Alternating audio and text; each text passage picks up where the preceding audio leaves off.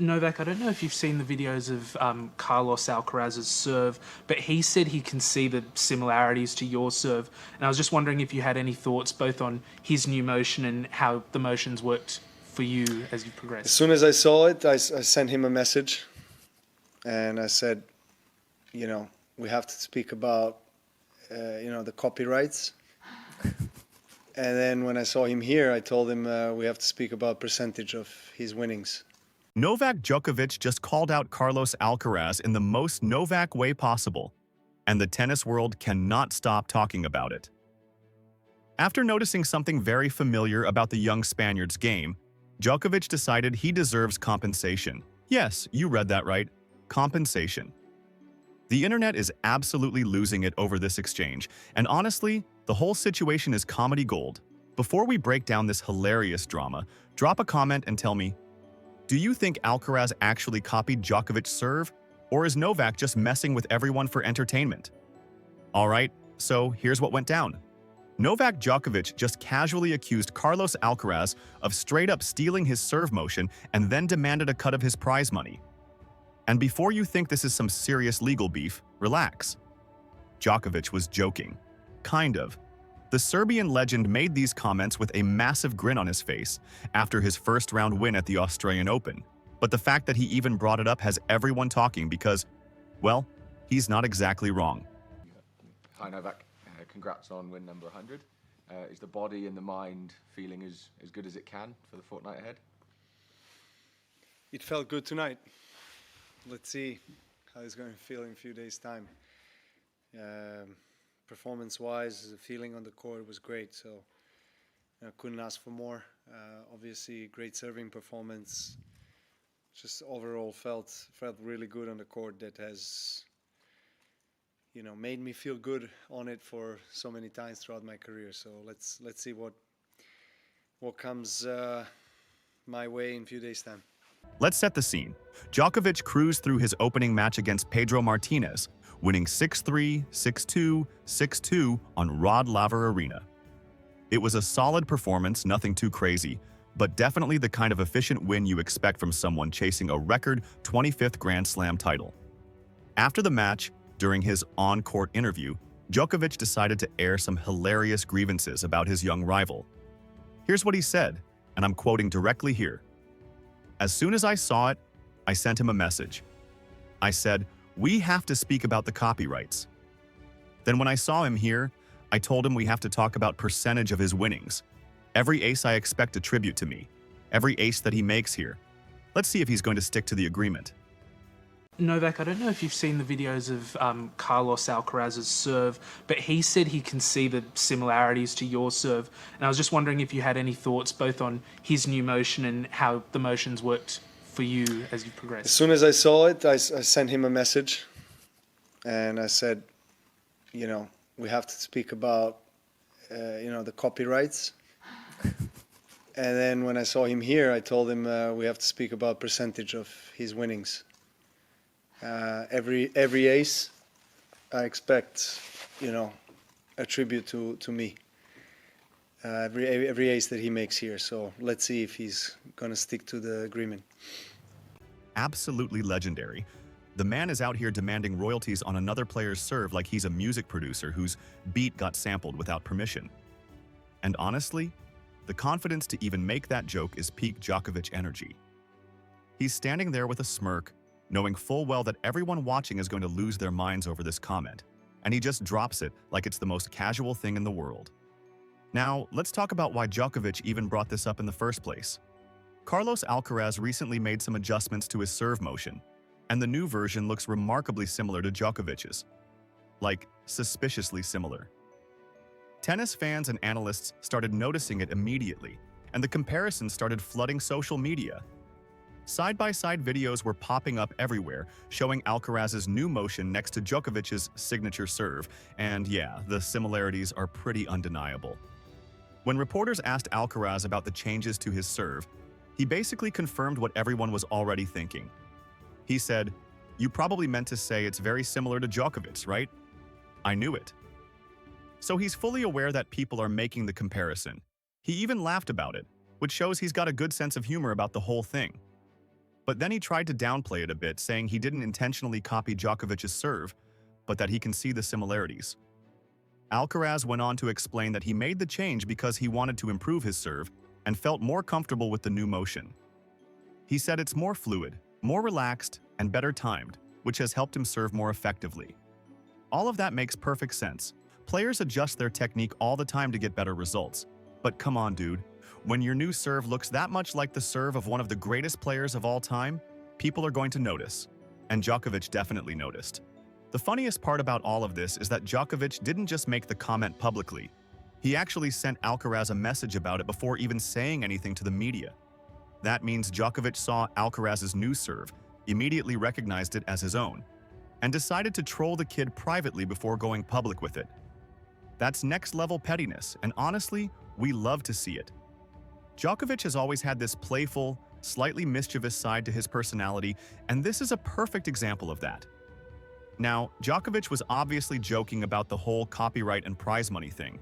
He's not actually going to take Alcaraz to court or demand a percentage of his winnings. But the joke itself is rooted in a very real observation. Alcaraz did change his serve to something that looks a lot like Djokovic's, and whether that was intentional or not, it's become a pretty big talking point heading into the Australian Open. What makes this even funnier is the context of their rivalry. Djokovic and Alcaraz are probably going to be the two biggest names in men's tennis for the next few years. They've already had some incredible matches against each other, including that epic Wimbledon final in 2023 that Alcaraz won. There's a lot of mutual respect between them, but there's also this competitive edge that makes their interactions so entertaining. Djokovic isn't just trolling some random player here. He's trolling the guy who's widely considered the future of tennis and who has already beaten him on some of the biggest stages in the sport. And let's be real, if anyone has earned the right to joke about someone copying their serve, it's Novak Djokovic. The man has 24 Grand Slam titles. He's completed the career slam. He's been the #1 player in the world for a ridiculous amount of time. His serve, while maybe not as flashy as someone like Nick Kyrgios or John Isner, is incredibly effective and a huge part of why he's been so dominant for so long. So yeah, if Alcaraz is taking inspiration from Djokovic's technique, he's learning from one of the best to ever do it. But here's where it gets interesting. Alcaraz is only 22 years old, and he's already won 4 Grand Slam titles. He's got the French Open, Wimbledon twice, and the US Open. The only major missing from his resume is the Australian Open, which is exactly what he's playing for right now. If he wins this tournament, he'll have completed the career slam at 22, which would be absolutely insane. Djokovic didn't complete the career slam until he was 28. So while Djokovic is obviously the more accomplished player right now, Alcaraz is on an absolutely ridiculous trajectory.